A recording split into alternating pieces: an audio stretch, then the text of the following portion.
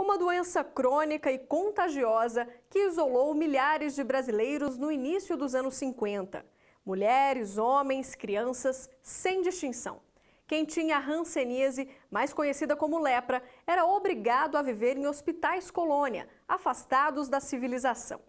O isolamento só chegou ao fim com a descoberta de remédios eficazes. E nem isso afastou o preconceito e os traumas enfrentados pelas vítimas. Para compensar esse sofrimento, o governo decidiu conceder uma pensão especial a essas pessoas. Mas nem todo mundo consegue receber o benefício de maneira fácil.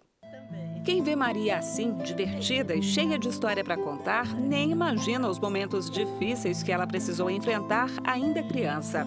Aos 10 anos, teve que deixar para trás os pais e os irmãos na zona rural de Goiás. Maria foi levada à força pela polícia para um hospital colônia, onde na época ficavam as pessoas diagnosticadas com a hanseníase. Se foi diagnosticado que a pessoa tinha Hansen, ele ia. Se ele não quisesse ir, levavam. Eu saí chorando, todo mundo chorando, aquele desespero, sabe? Porque nunca tinha saído de perto da minha família. Histórias como a de Maria se repetiram por todo o país.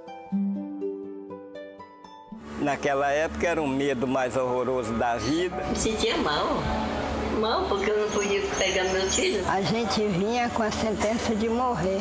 Eu tentei me matar quando eu me internei na colônia. A lepra é uma das doenças mais antigas de que se tem registro na história da humanidade. Os primeiros casos datam de 800 anos antes de Cristo. No Brasil, a doença foi detectada no início do século XVII, mas foi em 1920 que a hanseníase se espalhou pelo país. O documentário Paredes Invisíveis mostra como viviam essas pessoas depois de uma lei federal de 1949 que determinou o isolamento dos doentes em hospitais colônia, ou simplesmente colônias, como eram chamados, já que não tinham médicos nem estrutura adequada. Aí quando eu cheguei era aquela sujeira medonha, não existia água para fazer limpeza. A água para tomar um banho era um garapé lá no meio do campo, que lá o boi bebia e tudo. Isso que era precário mesmo. Não existem números oficiais de quantas pessoas foram isoladas em locais como estes em todo o país. Afastadas das cidades, muitas colônias tornaram-se verdadeiros depósitos de doentes. Eu subi essas escadas em 1958, deixando minha mãe na minha terra e para esse isolamento. Foi assim que muitas pessoas diagnosticadas com a hanseníase, numa época em que não existia tratamento adequado, tiveram que construir suas vidas. Em 62 eu me casei. Não foi assim.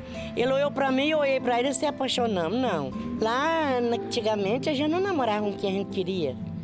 A gente namorava com quem as freiras queriam. Foi só em 1967, já adulta, que Maria pôde voltar para casa. Mas a vida jamais voltaria ao normal. Além das sequelas da doença, quem deixava as colônias enfrentava o preconceito e o desemprego. Ela conta que, por isso, muitos foram autorizados pelo governo a mudar de nome. Pegava outro nome, porque com aquele documento da colônia não podia trabalhar, não achava emprego. Tinha muito preconceito? Não, preconceito, meninas, aquilo ali era, sei lá, eu acho que não era preconceito, era loucura mesmo, sabe? Os primeiros medicamentos eficazes para o tratamento da hanseníase apareceram em 1941, mas somente 21 anos depois, em 1962, foi decretado o fim do isolamento forçado no Brasil. Ainda assim, foram necessários mais de 20 anos para acabar com essa prática. Em 2007, o governo autorizou o pagamento de uma pensão especial vitalícia para as pessoas internadas compulsoriamente até 1986. De lá para cá, 12 mil solicitaram o benefício, que está em torno de R$ 1.300 por mês.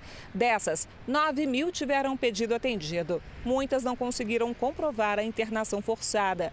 Sem resposta, uma moradora do Maranhão resolveu procurar a justiça. Além de determinar a pensão especial, o Tribunal Regional Federal da Primeira Região exigiu que a União pagasse a ela uma indenização por danos morais no valor de R$ 75 mil pela demora do governo federal na análise do pedido, como explica o advogado especialista em direito previdenciário. Ela requereu ainda em 2007 e o processo ficou tramitando nas gavetas da administração por mais de 4 anos. Em face da demora, depois de um tempo razoável para que o processo seja decidido, você tem todo o direito de buscar o Poder Judiciário. A Secretaria Nacional de Promoção dos Direitos da Pessoa com Deficiência, ligada à Presidência da República, é a responsável pela análise dos pedidos de pensão vitalícia. O governo reconhece o atraso, alega que foi surpreendido pela quantidade de pessoas que solicitaram o benefício. Houve sim, com certeza, demora, talvez até outras que não chegaram à justiça. E esse processo, de uma certa forma, ajudou a estrutura de governo a se organizar em número de pessoas na comissão, em força-tarefa, para dar o resultado, para fazer a avaliação dos números que apareceram e que o governo não estava preparado para essa análise. Apesar dos medicamentos modernos distribuídos gratuitamente pelo Sistema Único de Saúde, a doença continua fazendo vítimas pelo país. Segundo o Ministério da Saúde, foram registrados mais de 30 mil novos casos em 2015, a maior parte no Mato Grosso, Maranhão e Tocantins. É o desafio da gente aumentar as unidades de saúde que façam o diagnóstico e que façam o tratamento. Segundo este médico dermatologista, a doença tem cura e as sequelas podem ser evitadas quando o diagnóstico não é tardio. O profissional que trabalha na atenção primária, ele precisa ter muito bem sedimentado isso nos conhecimentos dele. Que uma mancha, por exemplo, no corpo, de qualquer cor, mancha branca, mancha castanha, mancha vermelha, que esse paciente tenha perda da sensibilidade, ou então dores nos nervos que esse paciente, às vezes, ou pela dor no nervo, ele possa perder a movimentação de alguma parte do corpo dele, ou então se machucar com certa frequência, isso sim pode ser um diagnóstico de hanseníase. Maria, que mostramos no início da reportagem, e outras vítimas da hanseníase criaram um grupo de apoio em Planaltina, no Distrito Federal. Juntas, elas tentam superar o preconceito, descobrem novas habilidades, formas de renda e ajudam a divulgar os direitos de quem tenta superar esse triste capítulo da nossa história. Não só a parte monetária, que é muito boa, como a parte de reconhecimento, sabe? Ajuda muito, né?